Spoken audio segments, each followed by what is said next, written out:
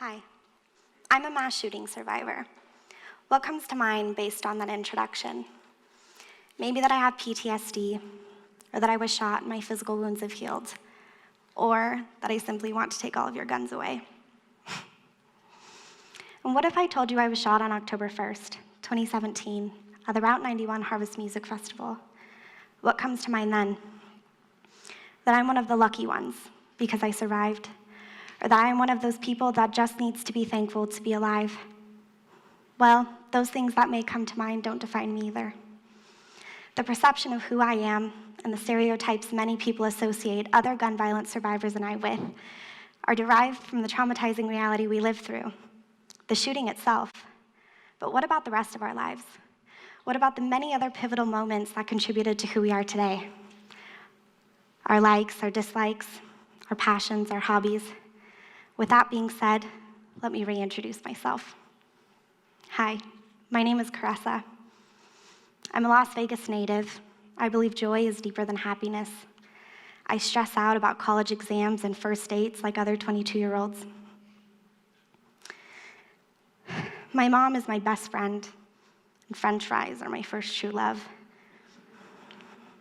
In addition to this, yes, I did survive the largest mass shooting up to date in modern history. When I woke up in the intensive care unit, I was informed that I was shot with a hollow point bullet, meaning that the bullet that entered through the back of my left shoulder shattered, fragmented on impact.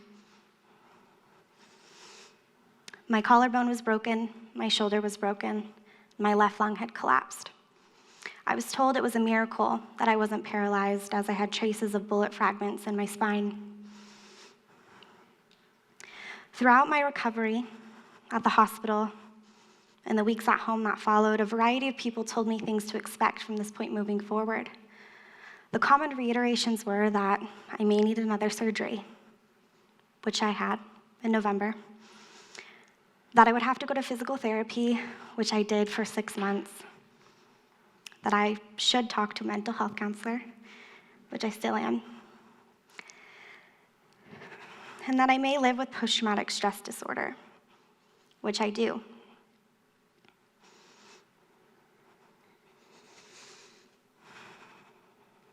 But what no one told me to expect, what wasn't reiterated, was that I could experience growth, a type of growth that would stretch me thin, a type of growth that would challenge me daily, and a type of growth I would reflect on, both smile and cry about.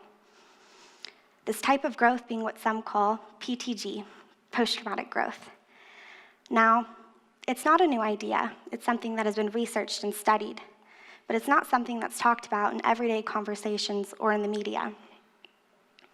At the University of North Carolina at Charlotte, a PTG research group led by Dr. Lawrence Calhoun and Dr. Richard Tedeschi defined PTG as a positive change experienced as a result of the struggle with a major life crisis or traumatic event. Their research led to a distinction of 5 areas of growth people can experience post-trauma. 1, openness to new opportunities and experiences. 2, changes in relationships with others. 3, an increased sense of oneself, the mentality being related to, if I lived through that, I can face anything.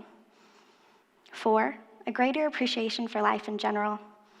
And 5, a deepened spiritual life and/or significant changes in one's spiritual and religious belief systems. Now, while this PTG research group noted that survivors can grow, this does not mean they don't suffer. The reality of recovering and healing from a traumatic event or experience is not an easily traveled road. It's lifelong. But some people do. They do indeed experience this type of growth.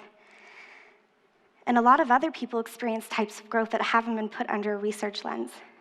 There are so many stories to be heard about resiliency and recovery. A dear friend of mine, to keep her identity anonymous, let's call her Abigail. Now, Abigail's parents were separated when she was very young. She lived with her mother that didn't allow her to see her father. And Abigail's mother was a drug abuser, an alcoholic. And Abigail witnessed abuse between her mother and the many men she'd bring home at night.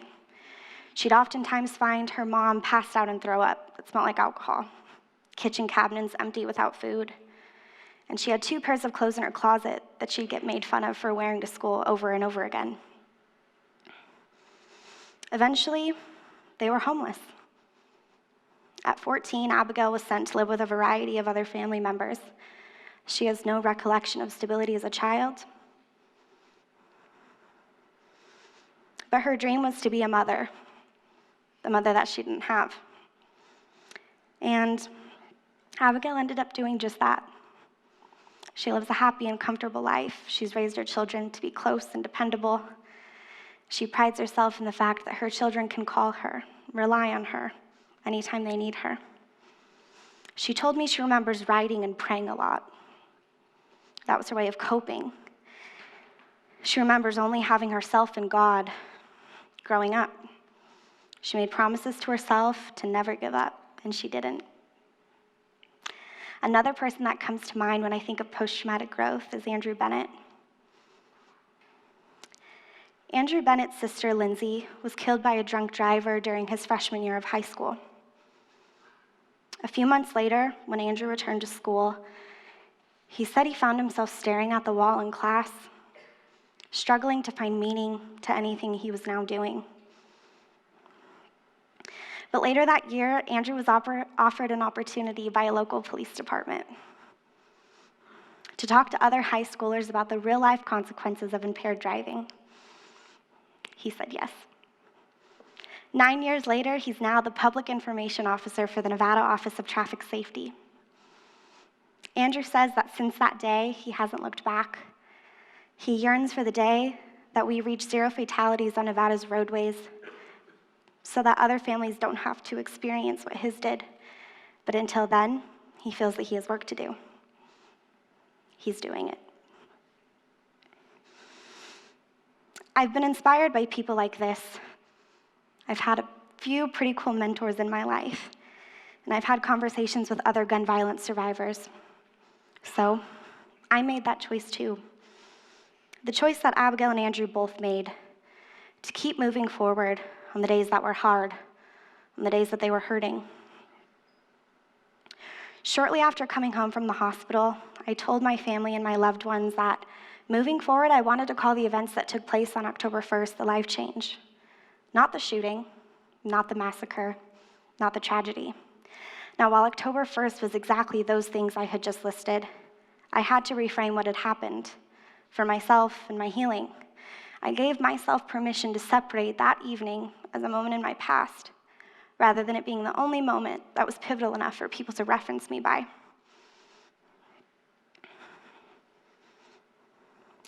In November, I shared my story publicly for the first time, which, prior to my life change, I was not a fan of public speaking. The spring, I was able to return to school, and prior to my life change, 2 weeks prior exactly, I'd contemplated dropping out of college entirely. I began serving on a safety committee board for UNLV's Hospitality College, in which we're developing educational programming and protocols for situations such as active shooters or fires. Our work as a committee has just begun, but prior to my life change, I don't know that I would have gotten involved. In March, I participated in the nationwide March for Our Lives demonstration, which, prior to my life change, I had never peacefully protested about anything because I thought my voice didn't matter. And today I stand before you giving this TED Talk, which prior to my life change, giving a TED Talk was never something I had envisioned for myself. I was the girl that rewatched TED Talks over and over again, captivated by speakers and their stories. Now, I tell you these things not to be self-righteous, not to give myself a big pat on the back. I tell you these things to express that I feel I've lived more life in the last 8 months than I ever have. After my life change took place, I started saying yes to things. I started believing in myself, even on the days that I was afraid to go anywhere, go back to school, fearing that I'd be shot again, or on the nights I'd wake up with nightmares, crying and screaming in my sleep, reliving that trauma. I believed in myself. I practiced self-talk, I'd look in the mirror, and I'd take a deep breath, and I'd say, Karessa, I've got you. You're doing the best that you possibly can. Keep going.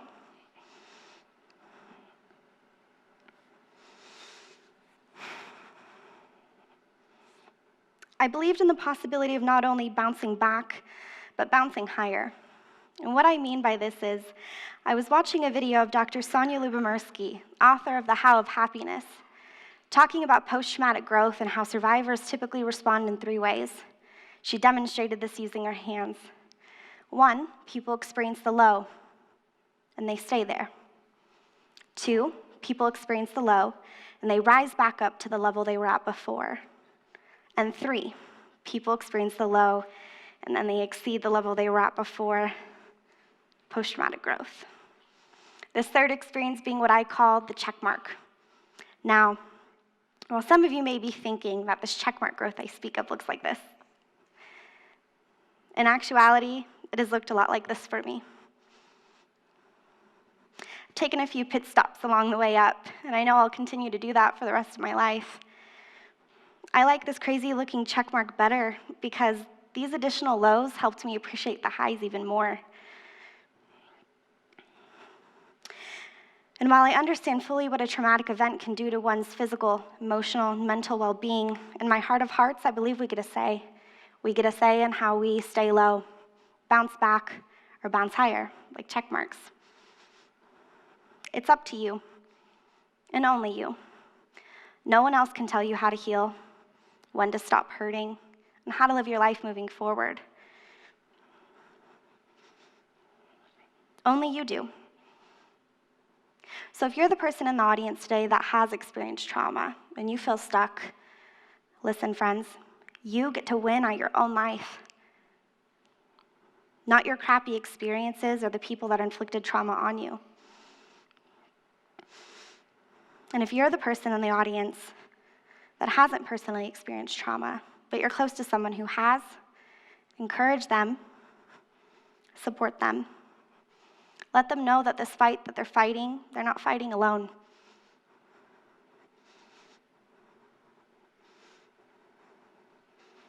My hope is that you come alongside people experiencing trauma in a way that is uplifting. While it's important to disclose the transparency of life challenges after trauma, let's also be hope dealers, be growth cheerleaders.